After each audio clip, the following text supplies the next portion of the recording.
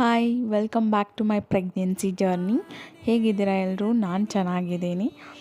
So ನನಗಿವಾಗ 4 months running ಇದೆ. Usually first ಟ್ರೈಮಿಸ್ಟರಲ್ಲಿ ತುಂಬ ಜನಕ್ಕೆ ನಾಸಿಯಾ ಇರುತ್ತೆ, ಫಟಿಗೂ ಇರುತ್ತೆ ಆ್ಯಂಡ್ ವಾಮಿಟಿಂಗ್ ಸೆನ್ಸೇಷನ್ ಇರುತ್ತೆ. ಬಟ್ ಥ್ಯಾಂಕ್ಫುಲ್ಲಿ ನನಗೆ ಅದು ಯಾವುದೂ ಸಿಮ್ಟಮ್ಸ್ ಇರಲಿಲ್ಲ. ಬಟ್ ನನಗೆ 3rd ಮಂತಲ್ಲಿ ಸ್ವಲ್ಪ ಏನಾಯಿತು ಅಂದರೆ, ನಾನು ಮಾಡಿರೋ ಅಡುಗೆ ನನಗೆ ತಿನ್ನೋಕ್ಕಾಗ್ತಾ ಇರಲಿಲ್ಲ, ಸೇರ್ತಾ ಇರಲಿಲ್ಲ. ಅಷ್ಟು ಬಿಟ್ಟರೆ ಬೇರೆ ಏನೂ ತೊಂದರೆ ಇರಲಿಲ್ಲ. ಬಟ್ ನಂಗೆ ಆ ಟೈಮಲ್ಲಿ ಅನಿಸಿದ್ದು ಏನಂದರೆ ನಮ್ಮ ಜೊತೆ ಯಾರಾದರೂ ಒಬ್ರು ಇರಬೇಕಾಗಿತ್ತು, ನಮಗೆ ಅಡುಗೆ ಮಾಡಿಕೊಡ್ಬೇಕಾಗಿತ್ತು ಅಂತ ತುಂಬ ಅನ್ನಿಸ್ತು ನನಗೆ.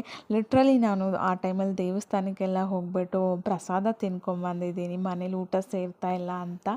ಆ್ಯಂಡ್ ನಾನು ಅರ್ಲಿ ಪ್ರೆಗ್ನೆನ್ಸಿ ಚೆಕ್ ಮಾಡಿಸಿದಾಗ ಡಾಕ್ಟರ್ ಹೇಳಿದರು ಮಗು ಎಲ್ಲ ಚೆನ್ನಾಗಿದೆ ಆ್ಯಂಡ್ ಹಾರ್ಟ್ ಬೀಟ್ ಕೂಡ ಎಲ್ಲ ಚೆನ್ನಾಗಿದೆ, ಏನೂ ಪ್ರಾಬ್ಲಮ್ ಇಲ್ಲ.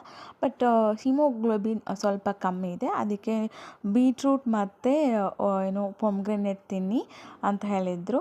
ಸೊ ಅದನ್ನು ನಾನು ರೆಗ್ಯುಲರಾಗಿ ಕನ್ಸ್ಯೂಮ್ ಮಾಡ್ತಾಯಿದ್ದೀನಿ. ಇದು ಇವತ್ತಿನ ಮಿನಿ ವ್ಲಾಗ್ ಆಗಿತ್ತು. ಮತ್ತೆ